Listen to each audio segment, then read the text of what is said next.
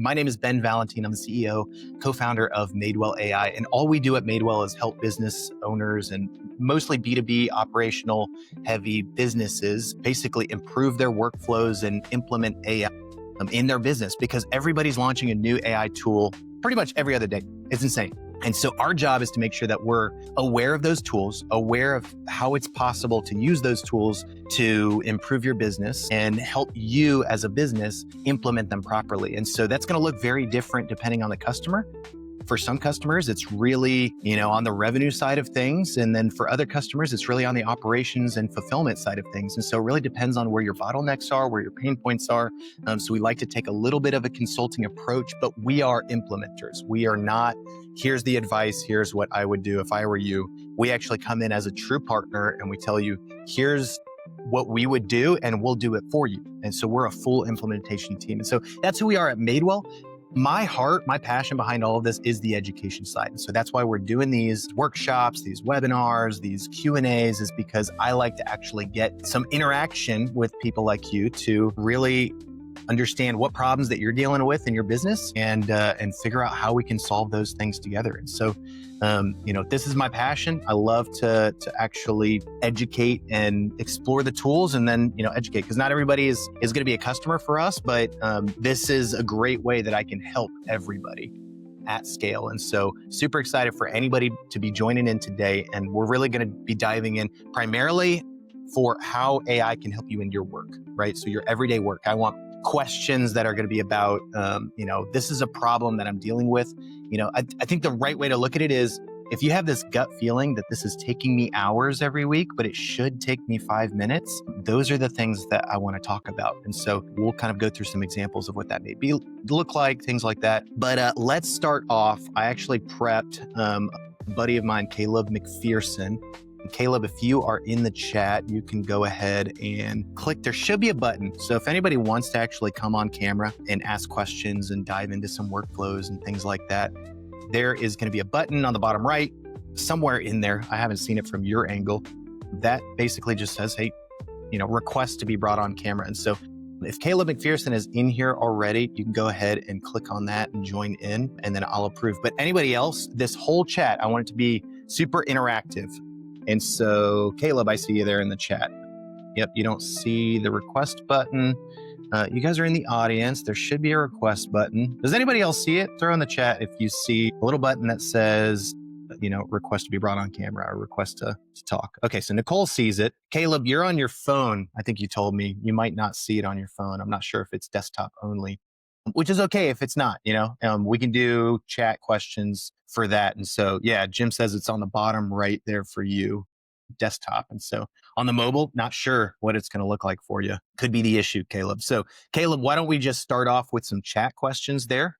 And then anybody else, think about that question, right? What's something that I do every day in work that I feel like this is taking me too long? And how could I use AI to speed that up? And just drop some of those questions in the chat, and we can kind of walk through that together. And Caleb's going to jump on his desktop so that we can do that. But if anybody else wants to jump ahead, you've got a question prepped, ready to go, that you're like, hey, let's go ahead and just explore this issue, feel free to just hit that request button. You can jump in here and we'll get things started. Until then, what I want to do is just talk about some basics of AI. The live call in does nothing but open an instruction window. William, I think if you type in a question there and click submit, it should submit the question to me, and then I can pull you up. Give that a shot. I'm not sure what it looks like on your end, but I tested this yesterday with a couple of people, and they were able to kind of submit. How can Gemini help me draft high quality? This is a good question. So how can Gemini help me draft high quality sales responses in Gmail in under a minute? This is a two-part question. So number one is copy it, throw it into Gemini and paste it. Now, I'm not a fan of Gemini for writing. I use Claude mostly for writing. Anthropic's Claude is always going to be a little bit better for writing.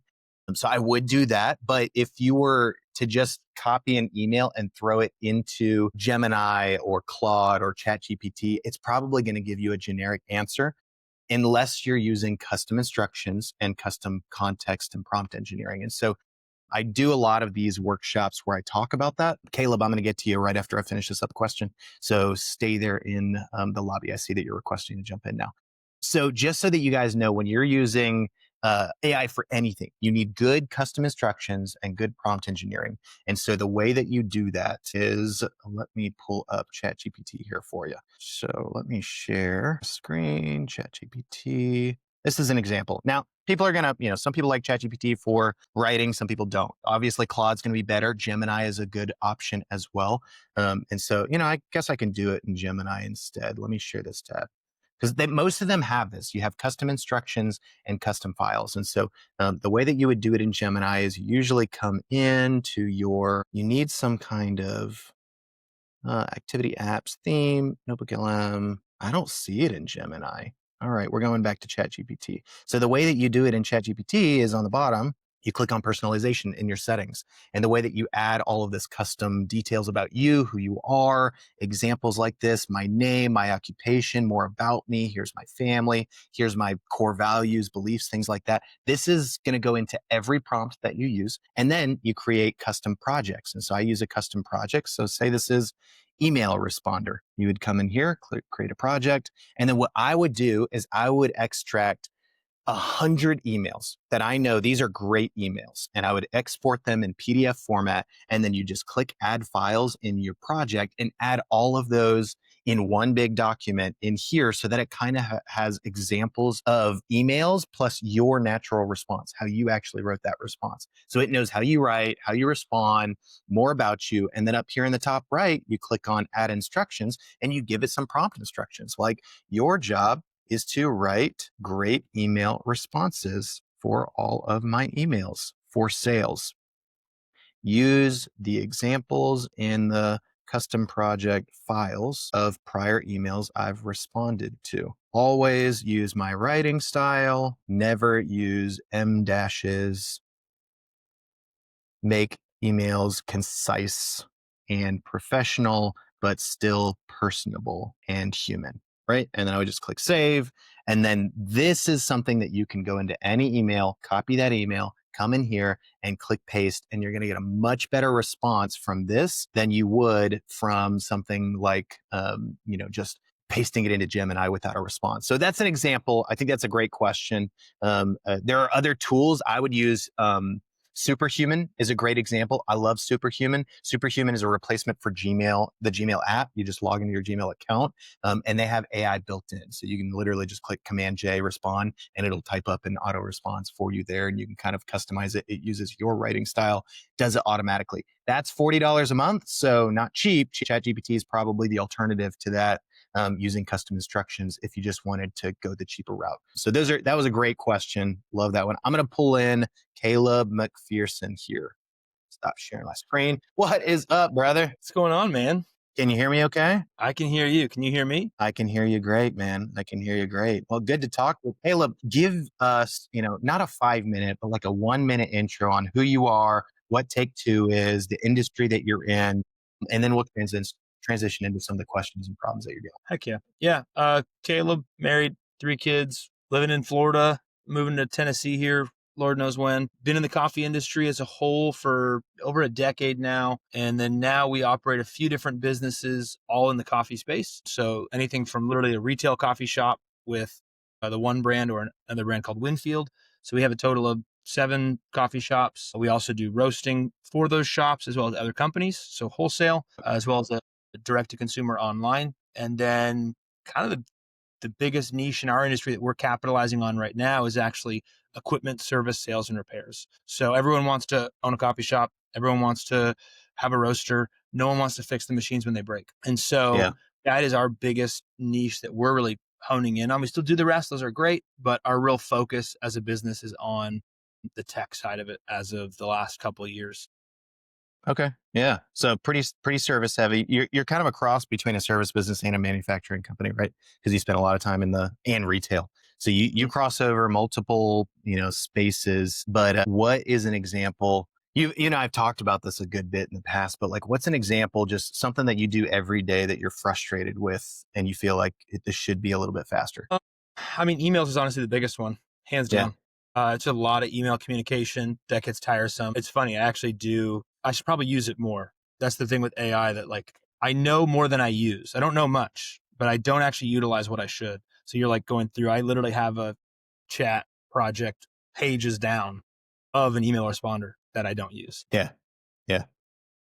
So, but I Yeah. would say emails is a big one. Lead generation's another big one for us, that I do a lot of it and would love to have more of that automated. Yeah. I Are think you for guys, me, are your clients B2B, or are you clients more like, I assume it's like for the services and things like that. That's heavily, B2B, right? heavily B2B. And then there's more, our ROI on a B2B client is so much better than a home client. We do have some home clients. They're typically just though from the manufacturers themselves. When there's a warranty issue or a repair issue, manufacturer knows that we're kind of the only techs in the area, so they'll ask us to respond to a call. But primarily B2B. And virtually all of that has just been done through knocking on doors, referrals. That's about it. Okay. Yeah. Well, there's two questions there. The first question on email, I would just use Superhuman, right? And so Superhuman. if you want to see Superhuman, let me just share my screen while we're talking here. For you specifically, I would just use Superhuman. Not everybody can afford it. I get it. It's a little bit expensive to use. But basically, I'm showing you guys my actual emails here. But basically what it is it replaces Gmail as an inbox. And then automatically you can create all these different folders that'll automatically filter things out. So you could have different priorities. It'll automatically mark as read and junk file all of the marketing spam, things like that. And then if I were to come in here and I could use AI. So if I click the question mark symbol and I just said, find me any emails related to Tune Energy, because that's one of our clients, right? And I click enter. Oh, I've got to click on this AI. They changed that. Click enter. It's basically going to look through my entire inbox, find all of those emails, bring them to the surface for me. I have ChatGPT basically built into my email system here. So that's like one way that this is valuable. But the biggest thing is like if I just pulled up an email. So yeah, this is pulling up everything here. If I pulled up an email and I wanted to write it to Caleb at caleb.com, whatever, this is an email. Here, if you just click Command J, write an intro email to Caleb pitching our services, right? That's a terrible prompt. But this Yeah. basically has ChatGPT built in with all of the context and all of your writing style already. And so And it it just pulls that basically, from my Gmail already. it just pulls like the email itself. When I click send, it's from Gmail. It's from my Gmail account, but I'm logged in to Superhuman. And so I don't use Gmail anymore. I use Superhuman. They've got a desktop app, a mobile app, all of that. And so think if you have this big thread of, a huge email and I click Command J and say, write a drafted response, it literally is going to use all of that context and my writing style. It gets better over time the more that I write. And so this is a great example of like, people spend way too much time on emails, and Superhuman's the best tool for that. And then on Yep. top of that, if you open up an email and you just click the letter I, it's going to summarize the entire email thread for you. So like, Yep. I, there's I, just I'd little pay a things lot. like that. I'd pay a lot more than $50 a month for that. Yeah, 100%. It's one of the most valuable tools that I use because you're using email all the time. And like, Every day. the cross between what we care about at Madewell is friction. We want to remove friction from every workflow. And part of the friction, even in using AI to respond to emails, is let me copy what's in my email, paste it in here, make sure the right context is there, make sure it understands my writing style, make sure just the cool thing about tools is it does all of that automatically for you. So it removes the friction. You're just in your email already. You click Command J and you just write a response. So And I've does it used work? this to send proposal emails and everything. I'm assuming it works across multiple actual email addresses. Like I can have Uh-huh. 4 different emails in there and utilize it for all of them, or no? Yeah. So I basically, if I click Shift 2, Command 2, it doesn't work here. It works in the desktop app, but I've got like 5 email addresses: my Yeah. personal, my work, my Yeah. and you can have all of them logged into the same app and just have a hotkey to swap between all of them. That's sweet. That's super valuable. 100% worth the $50. Yeah, Yeah. 100% worth the $50 a month. Heck So yeah. that's an example. And then for you, as far as like lead gen, we're not at a point yet where AI is necessarily just going out and finding customers for you. We're not quite there. We are at a point where AI can speed up the process of enriching the leads that you need to talk to. And I would say Clay, we have a GTM engineering package, which is what it's called. Go to market engineering is where like you use all types of software and AI and automation and all kinds of things to like find leads, enrich those leads and the data, personalize leads, reach out to them and scale, all of that stuff. But ChatGPT just came out with, let me find this for you, something called Clay ChatGPT integration. So basically what Clay is an AI tool that allows you to find leads really fast, enrich those leads and find data about them, and then draft up an email super quick. So this is, can you hear that? Okay, so let's just watch this. This is it just came out yesterday.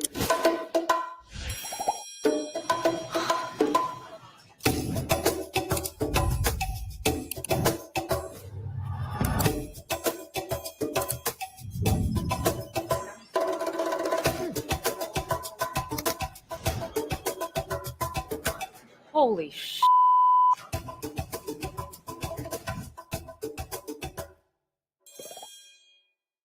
Okay, so that's an example of using AI for outreach, right? It's not necessarily going to go out and do it for you, but you could much more quickly find the people that you want to find the information that you need to find about them, find their email or phone numbers super quickly, and then actually reach out to them. So this just came out yesterday. I would recommend this as an early tool for people that aren't really doing the engineering and automation part, but they just want to more quickly reach out to people. So now it's available in ChatGPT through the apps. You just have to tag Clay, but you have to set up a Clay account. You have to pay for a Clay membership. It's not super affordable. It's worth it, but it's not, this one isn't $20 a month. It might be 100 or $200 a month. It just depends on the plan that you're on. We pay, so, probably closer to $500 a month for our tool. So it's an expensive tool, but it's super worth it because it's using AI to go out and find accurate information. A lot of times you'll get an email address and it's not their email address. Clay is very good at getting the right email address, the right phone number, personal information. Like here's what they do at the companies, and you use all of that really quickly to draft up an email to them. You're much more likely to actually get them to open. That's fantastic. Yeah, I've tried to use chat, as like we've talked about, to do lead generation in the past, and it's a guess game on email. It ends up being like me figuring out what the email structure of the company is and sending out 4 emails, hoping one hits after getting bounce backs. And so that's super helpful. Yeah, no, we have a GTM engineering package, which does all of that for our clients because people don't realize that you can only send 30 emails per day per email address. And so like, if you do anything more than that, you're going to get blacklisted by Microsoft. You're going to get blacklisted by Google. Mm-hmm. And so what we do is we literally buy hundreds of domains and then only 4 to 5 inboxes, email addresses per domain. And then we only send 30 emails per, so like if you want to send hundreds of thousands of emails every month, you have to have the infrastructure. So that's a nightmare for most people. And so we just set it up for them. We set up the lead enrichment, how to find the leads, how to personalize the leads. So that way, when you're sending 100,000 emails a month, it's personal, right? It's personalized to them. And so that's how you scale it using GTM engineering like this. But if you want a shortcut to that, this is a good option. Clay with ChatGPT is a good option to just start like getting the experience of what it looks like to use some AI in your outreach. But yeah, the GTM engineering package or any GTM engineering company, that's like you can scale that through the moon. Yeah. Cold email doesn't work without it. Do you know by chance? Obviously, you just got me introduced to Superhuman. That's exciting. I like that. I will literally implement that this weekend. Do you know though if Clay then integrates back through that? Because I know that it prompted to send an email via Gmail. Will that prompt? Yeah, that's a good question. I don't know. It might, because Superhuman's a pretty popular email tool. So they might have it built in, but I haven't tested it yet. I haven't tested the Clay ChatGPT integration. I know Clay you can integrate with Superhuman fine, but Clay with ChatGPT, that plugin, I haven't tested it, but I would assume they either have it or it's coming. Sweet. Heck yeah. So hopefully so, man.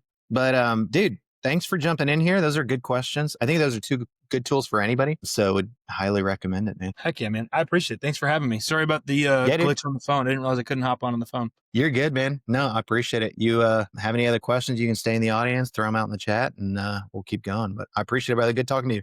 You too, man. We'll talk. All right. See you, man. Bye. All right, guys.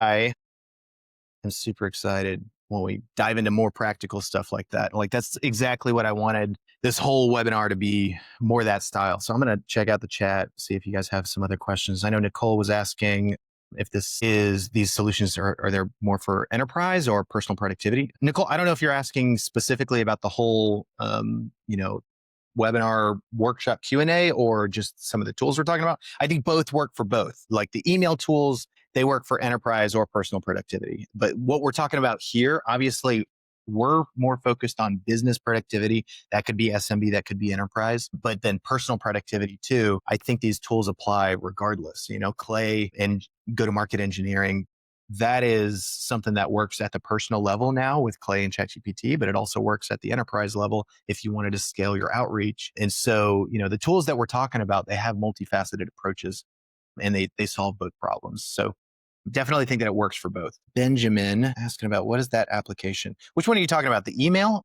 That one's Superhuman. That's what we were looking at. So you were asking, as a coffee shop owner, some near me are family ran and don't have a large profit margin. So if I'm proposing an email autoresponder or lead generation automation, how do I go about pricing that? For example, from someone who runs a coffee shop business, what would you be willing to pay monthly to have that service for you? I wouldn't target them. There are small businesses and then there are medium-sized businesses, and then there are big businesses. But regardless, Alex Ramosi says this a lot.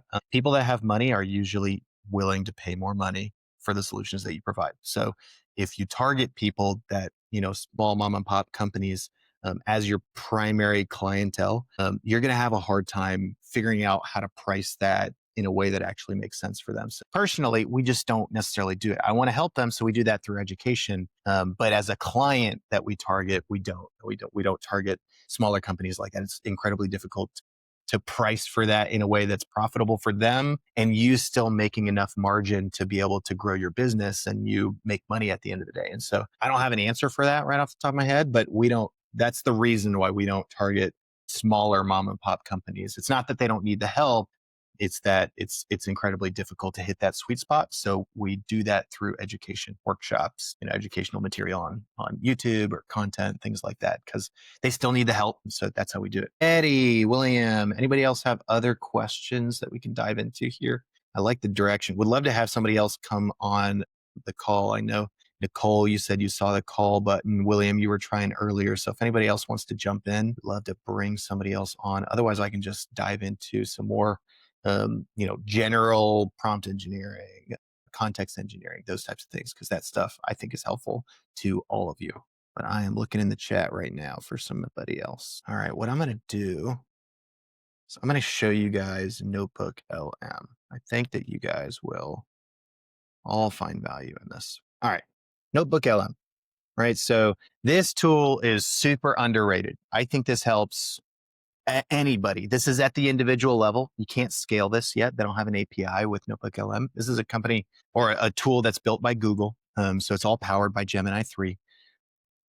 But it is one of the most underrated tools for both research, creating assets. So things like pitch decks, slide decks, infographics. I would say this is a great way to learn a new thing. So if you're trying to get your team members trained, new team members, or if you're trying to, return material like a slide deck to a customer and you just finished up a project with them and you want to catch them up to speed on everything that happened, this is a great way to do that because you can upload all types of sources in here.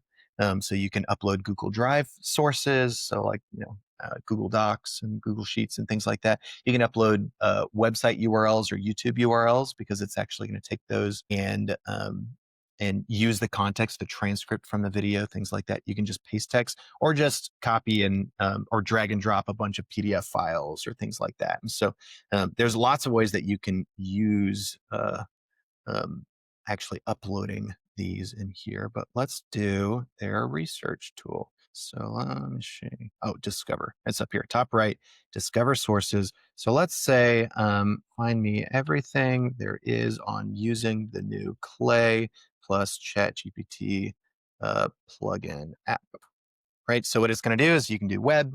It's got fast research. It has deep research. So you could really do deep research. It's going to find you hundreds of source links and things like that to actually pull in. So this found 7, 8, 9, 10 sources in here. I can view the sources in here and make sure that I'm not pulling in anything that I don't want to, or I can just import all of them. And what it's going to do is it's going to scrape those pages, pull in all of the context, and then it's going to create me this notebook in NotebookLM with all of this information. And so you can give it a title. Usually it'll title it for you, but these sources center on Clay, comprehensive data, enrichment, and sales automation platform, emphasizing its integration with ChatGPT. And so I can now just ask it questions. So if you pull in a ton of sources, you can literally just start chatting with it just like you would in ChatGPT or something like that. And so super helpful tool there to be able to just chat with it. Like, how does it integrate with Superhuman for email instead of emailing via Gmail? And it's basically going to just search all of that context and then find it for you. The other thing you can do in the studio is all of these assets here. So infographic is a good option. I always like to make one of these. The slide deck, you can click the pencil and give it more instructions about what you want it to focus on in the slide, and then click generate there, and it's going to generate that. You can create flashcards and quizzes, a mind map. You can do an audio and a video overview. Those take a super long time, so I'm not going to actually do that live. But it is a great tool for, the audio overview for me is great for learning. So one time I was going to meet with a customer in person. I didn't know that much about their company or what they did, and I wanted to be a little bit more prepared, but I was very busy. So all I did was I scraped everything that I could on their LinkedIn, their website, everything on the internet, basically using this to find everything I could on their business, threw it into NotebookLM, created an audio overview, and then I just listened to the 10 or 20-minute podcast style audio overview on the drive to the customer meeting. And it literally is two AI voices talking back and forth like it's a podcast about all of the material that you find in here. And so it's super helpful for just learning something without having to just read a bunch of information and try and consume it that way. So that's one way that I've used it. You can use it for understanding a project better. And then their video overviews are really cool. It's like an explainer animated style video that shows some visuals, and I think they do a phenomenal job with it. Like the way that they kind of show different slides and different types of animations and the video, super engaging and a great way to kind of consume the information. So if you're trying to learn something really quick, NotebookLM is the number one place that I would go for learning something and understanding something. It's not where I go for research necessarily, unless I wanted to go super deep on the research. I usually start with Perplexity or Grok for research. And then if I want to go super deep and understand a particular topic, then I'll start moving into NotebookLM or understanding a project that I'm working on with a customer or things like that, or a particular tool like this, the ChatGPT Clay integration. So now if I come in here, you've got all kinds of things like this little mind map in here. I can open it up and it'll basically break down these different parts of, the topic that you're talking about in here, and break it into different segments. And then you can actually click on one of them. And what it's going to do is it's going to ask that question in the chat to understand that part of the context, to continue the conversation from there. So I like the mind map. Definitely helps more for like project clients. When we're talking with clients, we'll take all the transcripts from our sales calls and our project calls, stakeholder interviews, everything, throw it into NotebookLM and create a mind map. That can be super helpful. If you're studying something, like if you're studying for new certifications at work or things like that, you can use this to basically click. It'll create all these flashcards and it'll ask you a question. You just click on it to see the answer, just like you're studying old school flashcard style, right? So that can be super helpful for a lot of people. Then you've got the quiz, right? It'll literally ask you a multi-question quiz, and you can go through and it'll tell you if you got it wrong or right, and just kind of go through and learn on a topic that way as well. And then it's not, does it have the infographic? Yeah. So this is the infographic. Nano Banana Pro's infographics are amazing, like incredible. The fact that it can get all these little words in here accurately and the images and all of this information. This is super, super helpful. So I've used it to create infographics for LinkedIn, right? Content creation. I've used it to create infographics for customers. If I'm finishing up a project and I just want to give that customer, an infographic to understand the project a little bit deeper and what we're doing. And these can be super helpful. So I use NotebookLM specifically to create infographics to make sure that I've got something visual to put in front of people. And then it's generating the slide deck. The slide deck takes a long time, so we're not going to go into that. And then I use it for these reports too. You can create a briefing doc, a study guide, a blog post, There's other types of suggestions. You can create your own and give it custom instructions on what you want to create, strategy memo, instructional guide. So like I would use instructional guide here. And it's going to be just like a PDF and kind of create a more well formatted document based off of all of this context. So it's a phenomenal tool for various things. And I would recommend a lot of people use it. Give it a shot for any project with a customer or any deep, topic that you're trying to learn about. I think NotebookLM is one of the most underrated tools. I'm going to come back into the chat. Got a couple of people talking about NotebookLM. Graham, yeah, I've used NotebookLM to study material. It's insanely effective and efficient to help you retain info. The podcast I was just talking about that. And then Eddie was saying he can see a use case here on team training for enablement, for HR training org to build material for team members. That's awesome. Yeah, totally agree. I think training is a big thing, right? If you need to bring new team members in your team, you could just have a project like this already built with all of your custom information about your company, how you operate. You could just create one just for your sales department, have all of your pitch decks and slides and everything. And then it can just be one place that they can come back to and just chat and ask questions if they ever have a question, as opposed to having to go back to a human on the team every single time they've got a simple question. This is super helpful. So having it like a knowledge base almost can be helpful, but more particularly for one department or one role at the company, because you can easily share this notebook with anybody on your team, and then they can log in and take a look at it as well. And then you can see analytics on who else on the team has actually been using it. So super helpful tool for that as well. While I'm on it, I mentioned let's go into Perplexity. I mentioned research. So I use NotebookLM a little bit for research. I think the number one thing that I use AI for right now is research. If you need to know about a new topic, know about a customer, know about how to do something, then Perplexity and Grok are the two places that I usually go first. I do both quick searches as well as deep research. So deep research is going to take much longer, but it could find 100 plus sources on the internet and really unpack what you're looking for. But if you wanted to do market trends, market research, anything like that, Perplexity is a great place to go to. If you wanted to go for more news related or act like new tools come out every day. So like, for instance, the new Clay and ChatGPT integration that just came out yesterday. Perplexity is going to be able to find some information. It might not be able to find as much information as Grok because Grok has full access to the X feed, and X is the number one place that people are posting live news, live information. And so it can consume a lot of that information really fast, whereas Perplexity doesn't. It's reading more articles on the internet. And that might take a week or two to get enough articles on the internet to really be helpful for Perplexity to be able to read. It does have access to Reddit and things like that. So it's got some social feed, but it's not as much. So if I wanted to say, how do I use the new Clay and ChatGPT integration inside ChatGPT?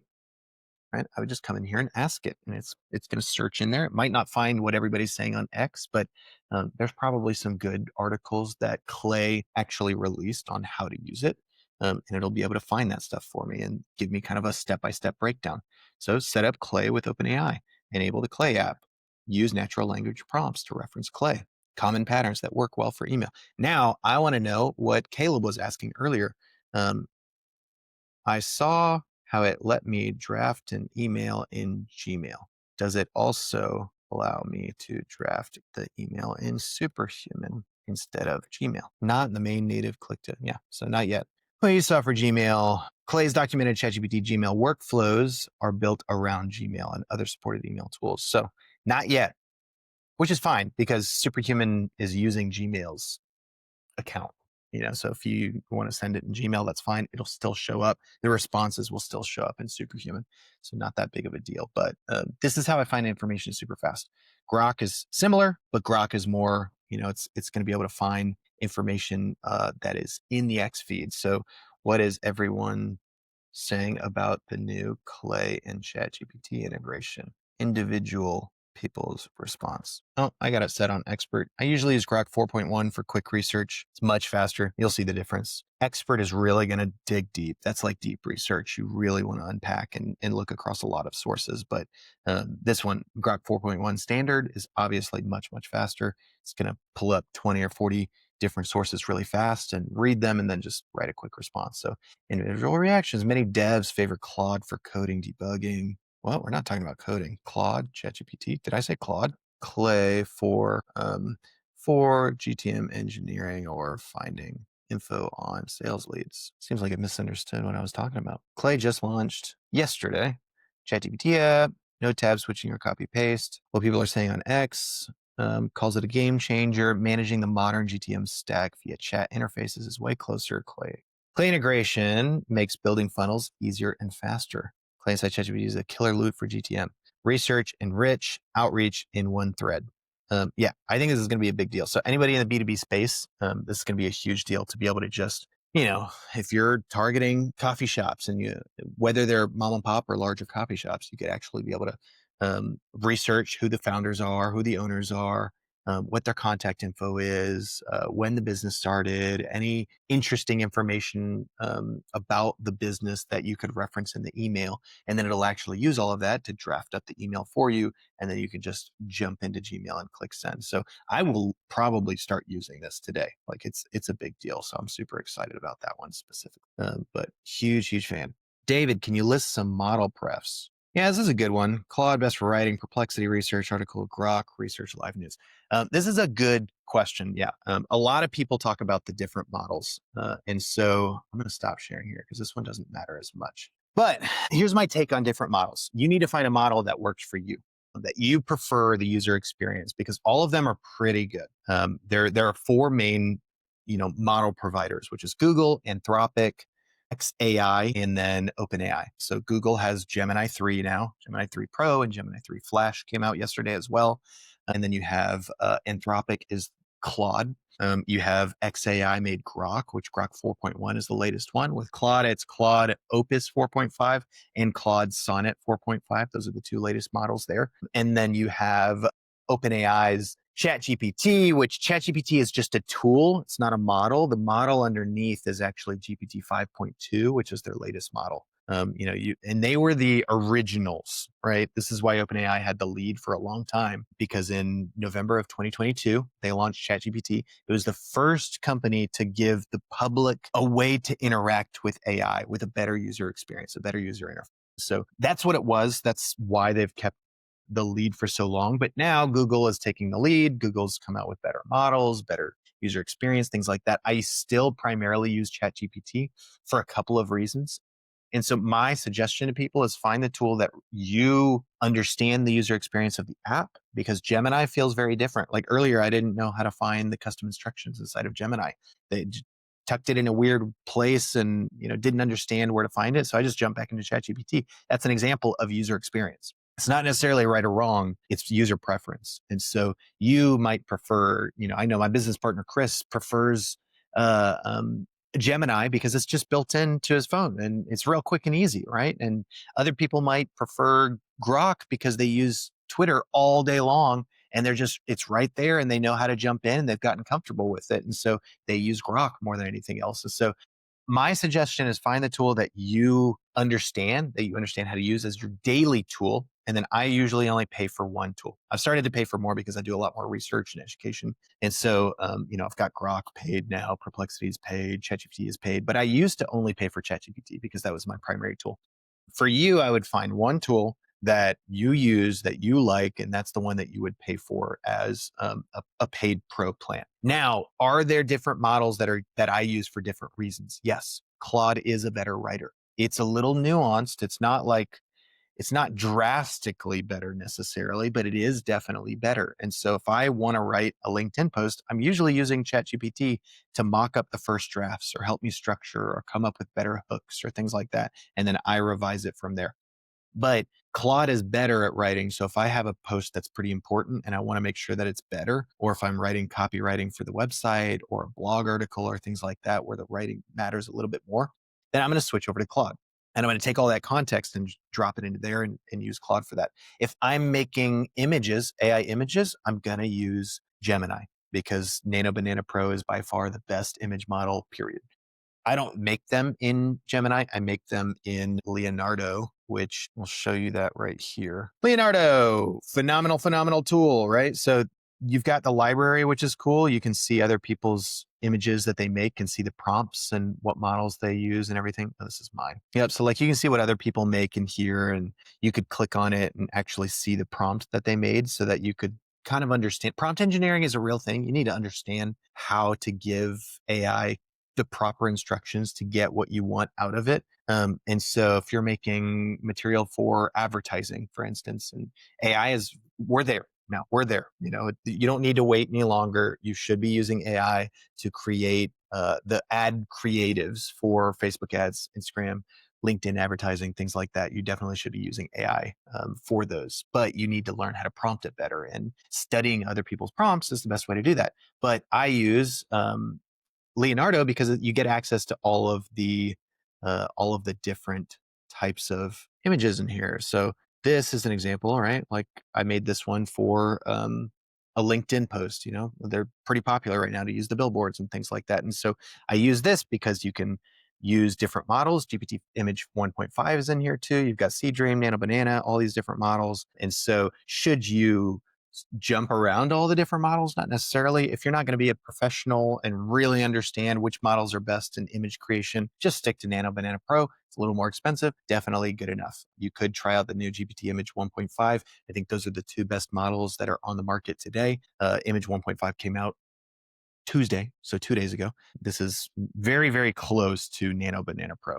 It is a phenomenal tool. I would highly recommend those two tools, and then it just gives you more control. You've got the different styles that you could put in here. You have your aspect ratio that you can control. You can create an image, and then if you like that image, I can use this to upscale the image from the lower resolution. What is that? If it was 1024 by 1024, you could upscale it to basically 4K, 4,000 pixels, and it can be much easier. And you can create 4 at a time, and you don't get the little Gemini watermark on your image. And so I use this. I would recommend it. It's pretty cheap. I think it's like $12 a month or something like that. But if you're creating images for anything, we create headshots for our team members and all kinds of stuff. And so, if you're doing advertising or things like that, I would highly recommend it. That is a great tool for it. So that's what I would use for any image creation. If I were doing research, it's definitely Grok and Perplexity, but just by far. I use those two for research, number one. I don't use Grok for everything, but I primarily use it for research, quickly understanding a new tool. I'm not going to go into ChatGPT to ask it about what's the average open rate for cold email, or how many, what's the click-through rate from an open from the email, and how many of those click-throughs to your website actually register for a webinar. This is market research. This is, understanding metrics and stats. And, you need to do the reverse math on how much it takes me to get one registration, how many people actually show up for the webinar, things like that. And so if you do anything like that, I'm going to use Grok and Perplexity. I'm not going to use ChatGPT. I'll jump into ChatGPT for brainstorming. How do I, strategy, things like that. I'll copy back and forth a lot. I'll do the research in Grok, and then I'll copy that and I'll throw it into ChatGPT. Midjourney is a good tool, Nicole. I'm not a fan of the user experience. So same thing that I was talking about before. User experience is, like you said, it's very finicky. And so I I used it when it first came out, but they were weird. And this is what happens when you have engineers creating products. Great engineers, great product, great image model, terrible user experience. They literally had it in a Discord server. You had to do these fancy things to create an image. I thought it was ridiculous. So I'm not a fan of it. I like Leonardo. 11 Labs has an image generation platform now, and all these different image generation platforms. You can use all the image models. So it's plenty fine. Some of the images, even with a good prompt, come out like sci-fi. Yeah, that's kind of just their style, right? The Midjourney has a very artistic style. That's kind of what they lean on. And so, I think it's good for some, but I don't lean on that. Do you use automation platforms like Make, N8N, and Zapier? If so, which is your favorite? Do you use them all? We do use them all. I do have a favorite in certain circumstances. I don't do as much of the engineering as I used to. We've got a team for that now. So I kind of, depending on the project and depending on the integrations, we may pick and choose different tools for different use cases. If I've got a client that already has a Zapier account, we're just going to use their Zapier account. We use N8N as kind of our primary tool because it's the most flexible. We're true engineers. We know how to code, and N8N gives you the most flexibility to write custom code when you need to. And it's actually building everything where you own the code, and I could export that JSON file and make everything custom from there. So like N8N gives us the most flexibility as an engineer, but it doesn't mean that it's the best for every situation. Sometimes Zapier is just way faster. It's just spin it up. And if I know I'm building something for a client and they want to manage it, Zapier is way easier for a non-technical individual to use. Make.com is much cheaper than Zapier, right? So like when you talk about usage and how many times an automation is going to run on a daily basis, if you're building an automation that's going to run like 1,000 times a day, which could happen if you're doing things like go-to-market engineering and you're building a list of 50,000 leads and you need to run an automation for every single lead, that could add up quick. That could end up being hundreds, if not thousands of dollars if you're not careful. So Make is much more cheaper, much more cheaper. Zapier is a little bit more expensive. N8N is kind of a sweet spot. You could actually self-host N8N. I wouldn't recommend it for most people, but us as an engineering team, we can self-host it and it can be free. Basically, you don't have to pay for the usage there. So you're just using the platform to actually build the automation, but then you self-host the automation. So it doesn't cost you any money per automation. So if we were doing big things like 100,000, 200,000 lead automations, you're running an automation for every single lead to enrich that data, write a personalized line, things like that. We might use N8N, but we use Clay for that. But N8N is a good example of the flexibilities that you get with it. So I would vote N8N, but I think it still is dependent situationally. So depends on the situation. I will just show you guys an example of how I mix and match research. If I'm doing research on a topic for a LinkedIn post, I can usually write a LinkedIn post on a news drop very quickly because sometimes I just want to get the post out quick on a topic. I have my intentional posts that I'm writing that I'm like, I want to be very intentional on this topic, how I'm writing it, the hook, everything. But then sometimes, like GPT 5.2 or GPT's new image model that they dropped on Tuesday, I was like, it's not that big of a deal. It's not life or death. I want to make sure that the people that are following me know about this. So I'm just going to throw out the drop real quick. And so I'll show you how I do that in literally minutes. And so I would go into Grok first and I would say, OpenAI just dropped GPT image 1.5. Find everything you can on this and what people are saying on X. Do they like it? Do they not? How do I use it? What was the day it dropped? How does it compare to Nano Banana Pro? Write a full document, right? I'm just going to do this. I would use the deep research to do this because it's going to find more information, but this already found 140 results and reading X posts in addition to that. So, you're finding a lot of great stuff. It's searching for images. Grok can just drop all of those images in here for you as well. So this is how I'd find information super fast. It'll even give you some examples of images in here. So if I wanted to copy these images and throw them into the post, I could. Then what I'm going to do is I'm going to come down, I'm going to copy this entire thing. And then I'm going to go into ChatGPT. And I have a project just for creating LinkedIn posts. So I come into LinkedIn posts and you'll see I've got all of these files in here. I took a whole transcript from one of my workshops that I taught, and it has like the transcript of my communication style. So it understands my writing style, things that are important to me, what I've said about different things, a bunch of LinkedIn ideas we generated. I've broken down the format of how I like my LinkedIn posts to be. I've taken all of my top performing LinkedIn posts, extracted the text and the metrics and put them into a PDF or markdown file and added it in here. So it has all this context. And then I have all these instructions in here on exactly how I like to write all of these LinkedIn posts. And then I would literally come in, paste everything I found from Grok, and then say, write me 10 hooks. All right. So I get these hooks. I didn't expect OpenAI to respond this fast, but blah, blah, blah, blah. All right. So let's go with hook one, write the full post using my framework and writing style. And then one thing I actually posted about this the other day, one thing that I talked about was not using Markdown in your posts. And so if you just copy this then it's actually, if it's formatting or things like that, it's going to actually put the formatting in there. So what I use is called a code block. I would say, now write it in the code block for me, because it's going to put plain text into a code block, and I can just click this copy code button. I don't have to come up here and try and copy this. And then, if you go into LinkedIn, it's not going to be formatted right. So when you copy this, it'll actually use the spaces and things like that. So I'll paste this into LinkedIn. I'll add an image or a handful of images, and then I'll just post that, and I'll tag anybody that I want to, and move on from there. So if I want to do a really quick post, this is how I do it. If I'm doing a deeper research post, I'll do deeper research in Grok, deeper research in Perplexity, copy both responses, throw them into ChatGPT, brainstorm about it, kind of do more research myself, understand my opinions on it, test it out, add all of that context in here, and then actually write the post. And so that way it's not AI writing. It's AI writing what I actually care about, my thoughts. This is everything I post on LinkedIn is me. And so this is an example of that. So I just wanted to give you guys kind of a real walkthrough of what it looks like to use AI in proper writing. And so guys, we're getting close to the end of time here. So I appreciate everybody joining in here. If there's any last minute questions, you can toss one out. But at the end of the day, I want everybody to succeed moving into 2026. Understanding the tools that are available to you and understanding how to use them is the best way to start without having a big budget to have somebody come in. Nicole, Steve, yep, appreciate you guys joining in. Thanks for the acknowledgments there. Jim, thanks for it. Yeah, guys, I would say at the end of the day, you need to be testing different tools. Obviously, if you're not following me, just follow me on LinkedIn. I'm posting about this stuff all the time. I'm going to do more workshops like this that are really interactive and answering questions. New tools come out every single day. Literally, like every single day, new tools are coming out.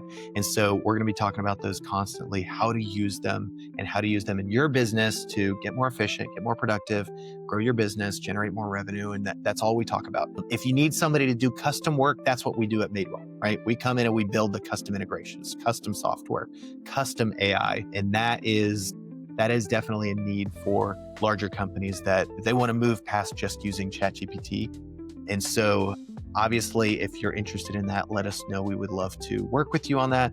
But at the end of the day, I think that everybody, to the lowest person on the team, they can use AI and become more productive. And one person can feel like 10 people. And so highly recommend diving in, testing out some of these tools. Superhuman was the tool of the day. Go download it, use it for your email. I know it's expensive, but it's definitely worth it.